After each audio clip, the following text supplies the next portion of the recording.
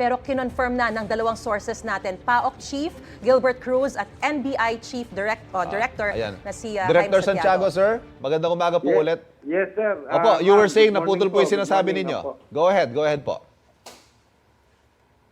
Yun nga po ang report na dumating sa amin.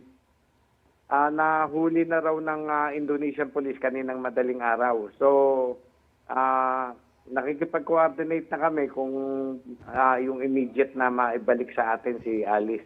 Meron po ba mga tauhan ng NBI na nandun sa Indonesia ngayon o magpapadala po o paano ba mangyayari? Meron po tayong tao. Opo. May visual na ho sila? Nakita na rin ho nila si Alice Guo? Yes, opo.